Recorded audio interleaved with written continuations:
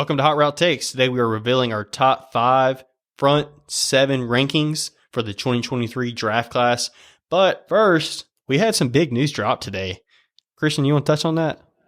Yeah, I think Miami fans and Buffalo fans are about to have nightmares for a while because the Aaron Rodgers deal is official. The Jets finally get their QB1 and move on from Zach Wilson. Gosh, I wonder what the Patriots did to be prepared for this. No, what? The Patriots? You heard me, man. I'm worried about the Dolphins and Buffalo, man, and New England, but I was joking around because you said Dolphins and Bills fans are going to have nightmares from this, but New England got left out. I didn't know what they did to prepare for Rodgers and company, but that's neither here nor there. What do you think about Aaron Rodgers trade? No, I think it's a big dub, man. I mean, Zach Wilson hate maybe on both of our sides. I think it was definitely time to move on for him. You lose Mike White. I think you only have, Joe Flacco is a free agent too. Do you have no QB2 on the roster? So you go get Aaron, and I guess Zach Wilson is your backup, but I think if you're a Jets fan, you're excited to see an actual quarterback play on the field since maybe, Mark Sanchez? Yeah, Zach Wilson was that guy, apparently. And, also, I would like to point out, for a guy like Zach Wilson, with the arm talent that he does have, Aaron Rodgers is the kind of quarterback that he has the potential to become. Not saying he'll ever touch those heights, but that is the style of play he is trying to play, and he could probably learn a thing or two from a guy like Aaron. But I think really it was a fair deal for both sides. Yeah, I mean, I looked at the trade. The Jets get pick number 15, of course, Aaron, and a 2023 fifth-round pick. And then the Packers got number 13 pick, a 2023 second-round pick, sixth-round pick, and a conditional 2024 second-round pick. And that's only if, definitely will happen, but Rodgers plays 65% of plays. Yeah, that should happen unless he gets hurt or he retires early or something. I don't know. But I think it's happened, man. Finally. We've been waiting on this for a long time now. Yeah, definitely, man. I'm excited, man. I think it's a win for both teams, man. I think it's time for Green Bay to move on from Aaron, definitely with him trying to be more, behind the scenes. And it seemed like they don't like him being behind the scene, trying to be GM in a way, I guess you can say.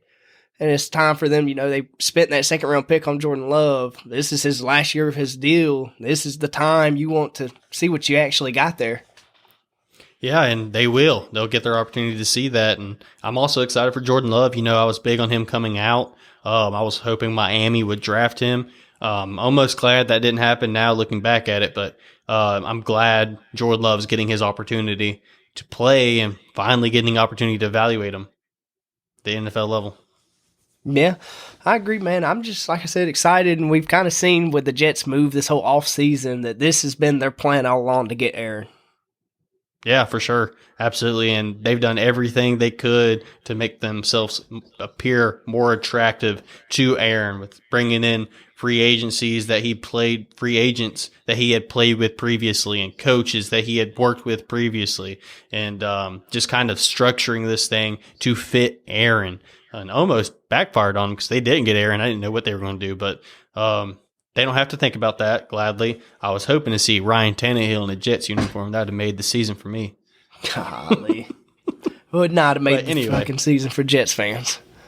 No, it would not. But seeing Aaron Rodgers, the Jets, that's going to be a very competitive division. And I'm looking forward to the chess matches that are going to be being played between Vic Fangio and Aaron Rodgers.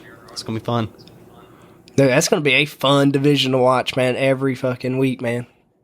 Even New England, even though they're not a powerhouse, as we're accustomed to, I guess, all those years of Tom Brady, they've still kind of hung around. They're not as good as they once were, but you got to be prepared to play Bill Belichick every week.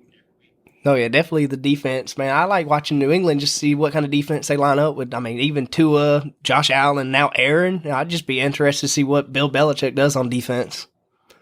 He's going to have his hands full, that's for sure. And there's a guy in the draft I feel like they're definitely going to draft, and that's Brian Branch. Dude, it's going to happen.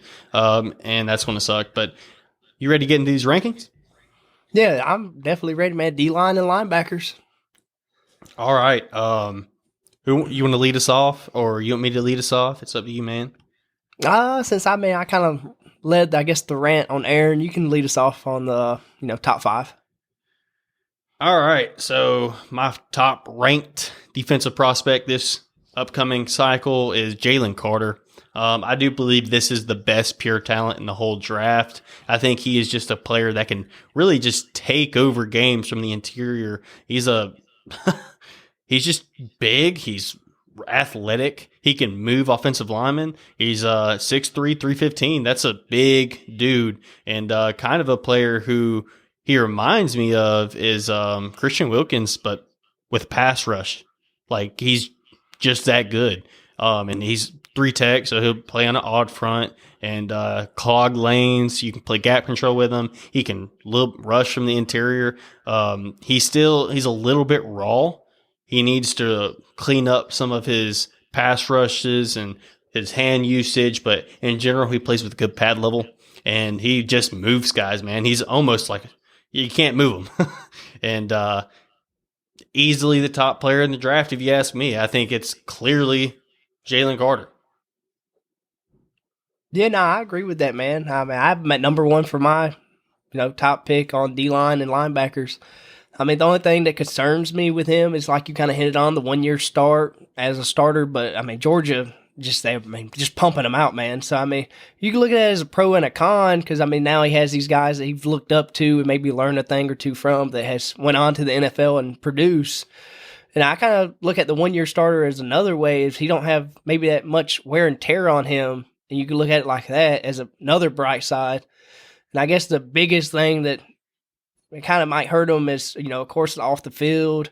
We've been down this road talking about it. I mean, I just want to hint on it, but I think anybody that drafts this guy, he's got a high ceiling. I think, just like you said, raw power, the athleticism. You just work with him a little bit, man, this guy can be easily a top defensive lineman in the league. Yeah, he's also got length. He's got it all, man. He's just all around slam dunk of a pick, if you ask me. I'd do my due diligence, my research on him as a person, the interviews and everything like that. But those are not things we have access to. I think if I had the opportunity to draft this guy, I would. I did see a mock draft where he ended up falling to, I believe, 7. And what ended up happening is the freaking Eagles traded up and snagged him. And we don't want that. No. Honestly, man, I've been thinking about him a lot. And after looking, into him a little bit, I don't think he goes past 5, man, with Seattle being there. And we've seen Seattle take players that has problems or baggage. And with them having them 2 first-round picks, man, I don't see why Seattle don't burn one on him if he's there. Dude, yeah, I don't think you blink. I think you sprint to the podium to turn that in, too. The only reason he's there is because of the off-the-field issues. If that wasn't there, he's probably top pick. It's not a quarterback. But, yeah, Jalen Carter at 1, man. Should I go on to my second player? Yeah, you go ahead and go to 2. All right, so my next one is Will Anderson. Shocker, I know. But this is a stud player, man. This is a guy that can really dominate the line of scrimmage in an odd front as an outside linebacker. He could really just own that edge, and really, he's not the best pass rush.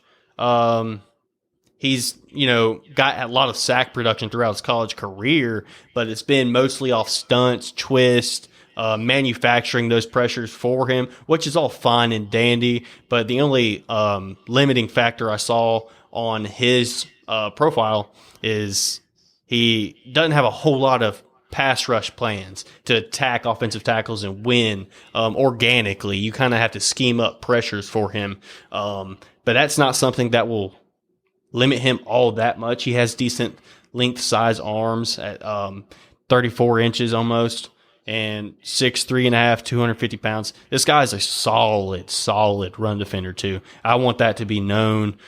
He really dominates it, and he's a freak athletically. He runs a 4.6 40, which is pretty dang good for that size. And really, I feel like this is the safest pick in the draft. You know what you're getting. It's a pretty clean evaluation. And he's a high character guy. Everywhere I've seen, that's all they want to talk about is this dude comes and he works. And he's going to make other guys feel bad because he's working harder than them. And I think It's a home run draft, man. It's very clean up eval, if you ask me. Yeah, I actually have Will Anderson at 2-2. So like you said, no surprise, but these two guys are just the top dogs in this draft class. But Will Anderson, kind of what you hinted on, man. He's just a high-level athletic profile.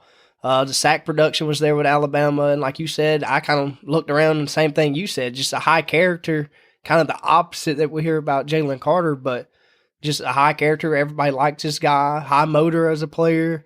And it's just another one of these Alabama guys that you know what you're going to get coming into the NFL, that you're getting a good guy that's by the books and is going to do everything he can to impress you and make you want this guy on your team.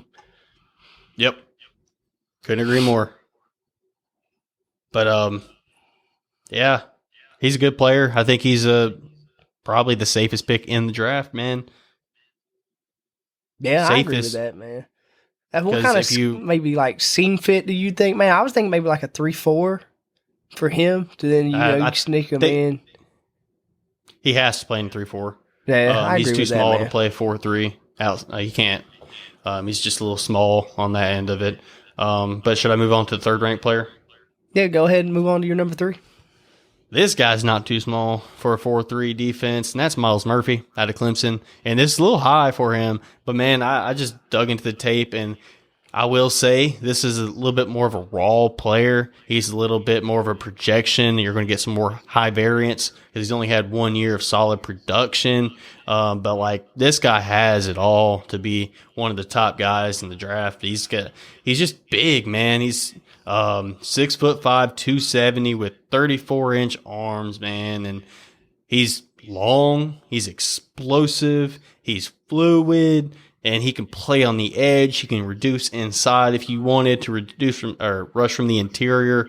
And he's had steady production and development throughout his college career. And man, glowing reviews, just like Will Anderson as a person. A lot of people speak highly of him, and I think just between the rare combination of size and athleticism combined with the college production, combined with the versatility to play across the D-line, and just he's got the tools to be one of the top edge rushers in the NFL. Will he manifest that and actually realize that potential? That's yet to be seen, but I think he has it, and I'll be willing to bet on that versus going some of these other guys who may be a little bit small or you don't really know what position they're going to play. This guy's got it all, and I don't feel like there's much of a question where you're going to slide him in at. And because of that, that's what allowed me to put him at 3. Yeah, I like him at 3, man, but I didn't put him at my 3, but I agree with what you said, man. Just what we've seen out of Clemson in this defensive line, kind of like what you said, Christian Wilkins, Dexter Lawrence. Clemson has produced these defensive linemen that just have been explosive on the NFL scene. And like you said, I like how you can move this guy anywhere on the D-line. And I think that maybe can bump him up some of these draft boards maybe on Thursday where he gets picked a lot earlier than people may expect. Just because, like you said, maybe some concerns with these other players. And then he's sitting there, you can bump him on up. Who he's kind of like, man? No, who you got? From an athletic profile and just skill set and things of that nature, Josh Allen. Yeah, that's a good comp. Yeah. So if he can turn into that, he's going to make some team really happy. Yeah, I agree, man. Can I go ahead with my number 3? Yeah, I'm interested to see who you got. At number 3, I have Nolan Smith out of Georgia.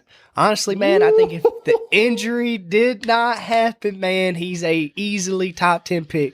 If it wasn't for the other day, the Lions trading Jeff Okudah, I would easily think this is guys going to Dan Campbell easily. But I just knowing what he is in his testing, bro, at the combine, 4.3 40, vertical jump 4.1.5, hand size 9, 6'2", 238. Arm length 32. Dude, this dude just tested. He couldn't do a lot because he was still coming back from the torn pec. But bro, I'm just excited to see the size, the athleticism. To me, he was one of the most physical players on that Georgia team when he was healthy. He was a two-way defender. I can see him in the run and pass game. Crazy speed to me watching the film. Very good strength. Definitely considering he's only 238 pounds in his frame. I think this gives him the ability to play maybe in the edge, and then he can outbeat a lot of these bigger guys. As long as they don't put their hands on him, he's running right around them. And to me, very impressive change of direction. Other than that, man, I just really fell in love with what I seen on tape out of this guy. The only maybe concerns, if I really had to pick one, man, was coming back from the injury. Is that going to come back up? And maybe a team might mess up with him. Maybe not to the extent of maybe like Isaiah Simmons, but what they want him to do. This is the only concern I have with him. If a team wants him to just be a pass rusher instead of letting him do both, that's what I want to see him do both. I want to see him in coverage and also coming at the quarterback. Yeah, I agree 100% with what you said. I do think he is a little bit more of a tweener. He is a little bit small, but he's a very good player. I have more to speak on him later because I also have him in my top 5 spoiler. But that is not who I have at 3. But to touch on, I guess, a little bit what you said, I agree with what you said. Especially it really depends on the team that drafts him. They need to utilize him correctly. He is not a super refined pass rusher, but that's kind of where his ceiling could be touched at if he develops that pass rush a little bit more. But anyways, my next player, my 4th ranked player is Tyree Wilson out of Texas Tech. And this guy, he's just freakishly large, dude. Physically dominant, and this is kind of the knock and the plus on him, depending on kind of how you view him. Because of his size at 6'6", 271, he's kind of lean to be 270 to play a 3-tech on an odd front.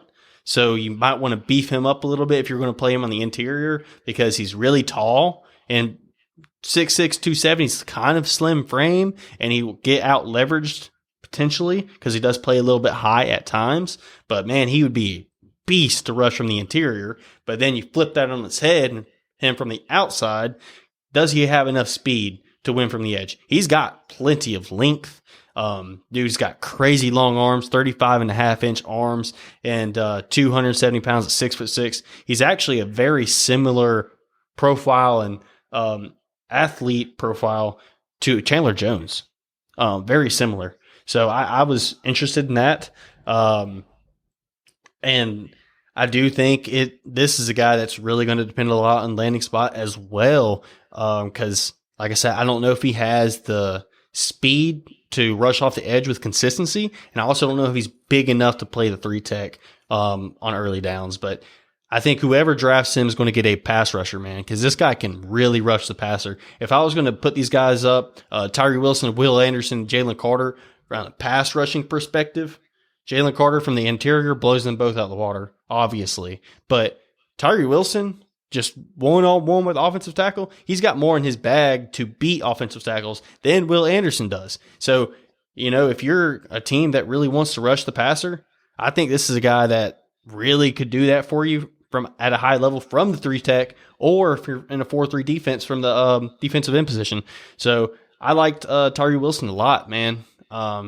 Think he's a really good player. Yeah, I actually have him at my number 4 spot too. He kind of dropped for me just because, the injuries that we've been hearing a little buzz about. But actually, I heard today that he got clear of all the little ankle injury and whatever else there was. Yep. He cleared all that today. So, that's great news coming ahead of Thursday. But kind of like you said, man, I just fell in love with the guy's size, man. 6'6", 271, great size, physical.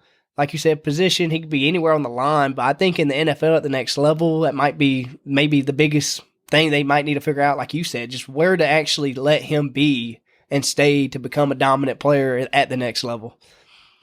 But I think, he's also very, consistent. I feel like at the pass rush, which could make him complete a defensive line at the next level. Just adding this guy in to maybe just one of those teams just missing a piece that you add this guy, and that's going to be helping you so much. I think this is a guy maybe like I was hitting on with Jalen Carter. If this guy can drop the 5 for Seattle, this would be great for them to pick him up and help their D-line that definitely needs it in that division. Yeah, you see that a lot too, don't you? a lot of Yeah, mock I've drafts with seen him more going of to him 5. dropping, but I think it was what I said is that's just the injury concern. And I think now that it's got clear, granted, is that fake news or not? And that's just his team pushing that out. I still think, I'm Seattle and he's sitting at 5 and Jalen Carter's off the board. I'm taking him. Yeah, I think you have to as well. Good player, solid player, and he's got plenty of size, length. I mean, there's really not much you can pick at him. I Not like just him a lot. the injury, man. If it wasn't for the injury, man, I think him and maybe not Jalen Carter would be so like neck and neck, but I think it wouldn't be no like negatory on his name or negative on his name You other think than the injuries. he'd be a clear-cut number 3 guy for a lot of people? Yeah, I think if the injuries wasn't there, easily number 3 guy off the board. I still like Myles Murphy more than him, dude. I think he's just the explosiveness and twitchiness, if you will, that he possesses is going to be a game To be honest wrecker. with you, his injuries are what made him drop for me and made me put Nolan Smith. I understand both of them have their injuries, but I just feel like both healthy and coming back, I'm getting more from Nolan Smith than I am Wilson. Yeah, I can see that. Should I get into Nolan Smith now? Yeah, go ahead. I'm saying that's your number 5, huh? Yep, he is my number 5, and as I touched on a little bit earlier, he is a little bit undersized to play that 3-4 spot, 6'2", 238, but I did have a player that he reminds me of, man, and that's Micah Parsons out of Penn State. And if you look at Micah Parsons is 6'3", 235. So Nolan Smith is an inch shorter and 3 pounds heavier, so he's a little bit more compact. And they ran the same exact 40-yard dash. And Micah Parsons had a 34-inch vertical. What do you think Nolan Smith's was? 41.5. This dude can jump out the gym. This dude is explosive. I do not care that he's undersized. He's going to make some team very happy. And this is a guy who I don't know if he could hit the NFL and just take it by storm the way Micah Parsons did. Micah Parsons is just different, man. I don't know if he can do that, but I think the physical profile and what he showed at Georgia could definitely give him the opportunity to make an impact like that. It's just going to be about landing spot as it is for a lot of these guys, but his ability to work in tight quarters and really just rush past offensive tackles is what makes him special. It's that athleticism, the twitch, the ability to change direction and just get after guys. He's aggressive, and he's a guy who's going to play downhill and attempt to really bully players when he gets the opportunity. Like, he is a little bit small, but does not matter. The one thing I think he does need to work on is I think he's too reliant on his speed. He needs to get better with his hands and his pass rush moves to consistently win. I don't know if he will be able to do that, just run around guys like he was at Georgia.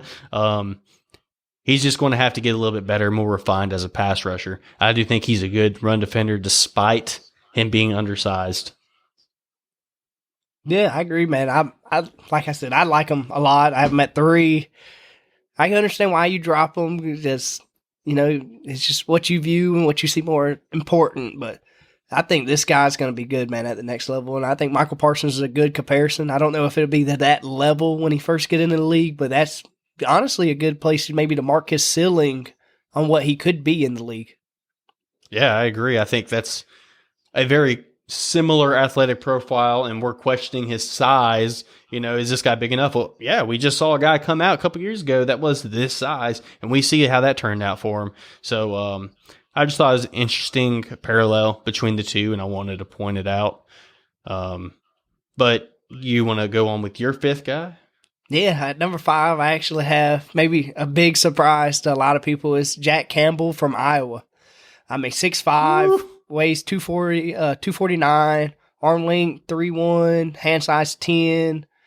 His 40-yard dash was 4.6, vertical jump was 3.75. But man, I just like the size, the physicalness of this guy, his process ability, and I understand, man, this is a team.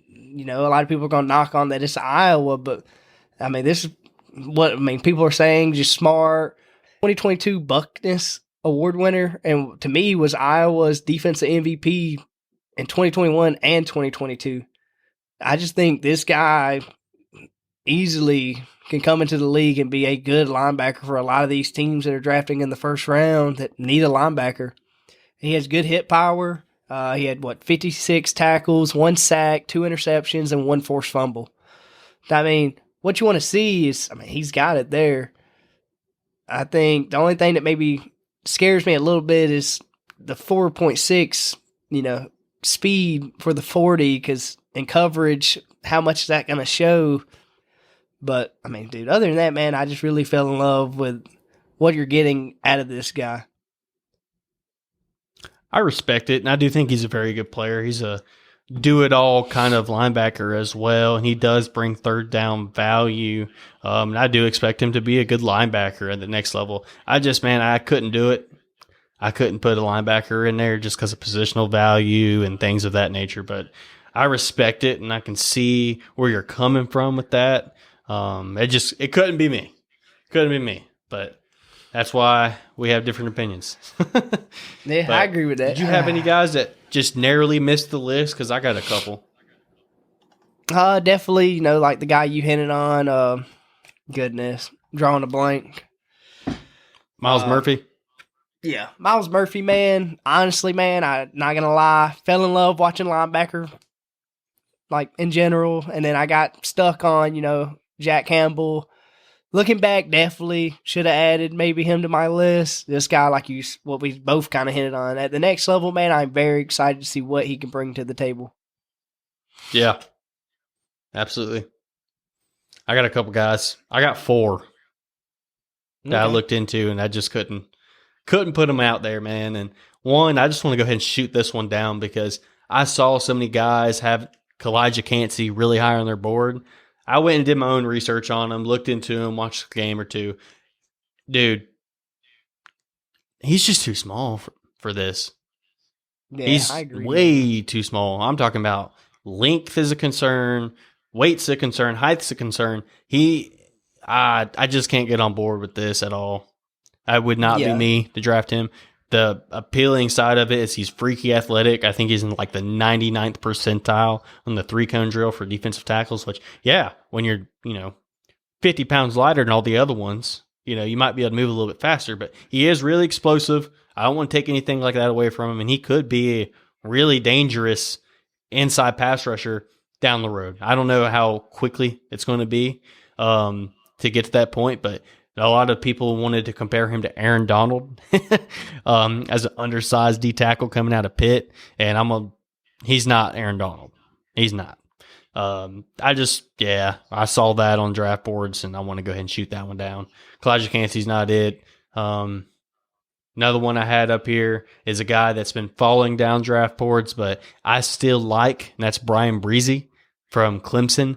This is a guy who is, if you're going to draft Kalijah Cansey, I would influence you to draft Brian Breezy instead, because this is a guy who can really rush from the interior, and he's big enough to actually play the run. He can be a 3-down guy and give you some of what Kalijah Cansey gives you from a quickness and twitch perspective from the interior on your pass rush. So Brian Breezy, I think he's a good ball player. I expect him to go. He has some injury concerns and things of that nature. That's why he's been slipping, but also his non-ability to play the run in a way, but a lot better run defender than Kalijah Cansey. Still, Lucas Van Ness, another player. This is a guy I could see potentially ending up being a first-round draft pick, a high-round player, and I like him. I do. I just wish he was a little bit more twitchy, I guess, and his change of direction skills were a little bit better. And he also hadn't had a whole lot of true edge reps playing on the edge. He did rush a lot from 3-tech, 5-tech positions, and he's a bully, man. He was just running through guys. And I don't know if that will work at the NFL level, but I know he was really good in college, and I think he has a profile that could be successful in the NFL, but his play style, we'll see on him. I was not a huge fan. And then my last one was Derek Hall, and I like him a lot. This was the guy that almost snuck on the list. It was between Derek Hall or Nolan Smith, and I just went Nolan Smith, man. Just because the athletic profile, what he could be, and things of that nature. But I think Derek Hall's a safer pick. I think he can come in and just definitely be a really, really stout run defender from the get. From the jump, he'll be a really good run defender. The question with him is his pass rush. He's a little bit tight in the hips, and him rushing the passer, I don't know if there's really a true nice ceiling there for that. I think he might just be a guy that plays the run really well, get you 5 or 6 sacks a year. If you're into that kind of player, Derek Hall is for you. But, yeah, that concludes my rankings, man. No, I agree with a lot of what you said, man. Brian Breeze over the guy over at Pitt, man. I agree with what you said, man. I'd rather take Brian Breeze over the guy at Pitt just because of the size, man. I understand he's getting compared to Aaron Donald, but there's only one Aaron Donald. I mean, that's enough said with comparing. I understand they both went to the same school. I guess that's why that's coming up, but I just don't know why. And then Van Ness, man, I like Van Ness a lot, man. Looking into Jack Campbell, of course, he popped up a good bit trying when I was watching, Jack Campbell. And I just think kind of what you said, he's just a bully, and I just don't know how much of that is going to go to the next level with some of these offensive linemen. Definitely, guys like from the Eagles. Normally the Cowboys have a very good offensive line. Just I don't see him bullying offensive lines like that at the next level, like he was at Iowa. I mean, maybe he can surprise us and do it, but that's my only thing that scares me with Van Ness, and that's why I picked Jack Campbell even over him. Well, I'll be honest with you, dude. I'd take Jack Campbell over Lucas Van Ness. Jack Campbell's a good player. Really, really good player. I think that's the best pure stack linebacker in the class. But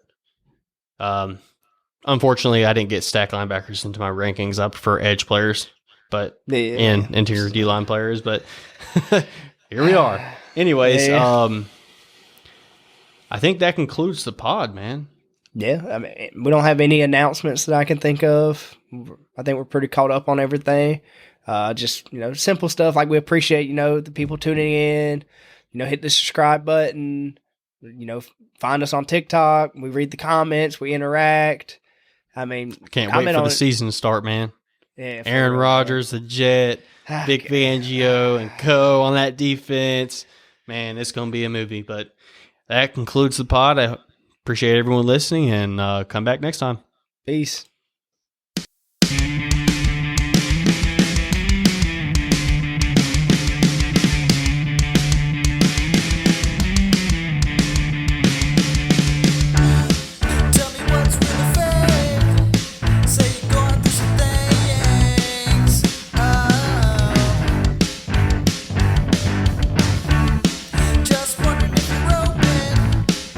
Or close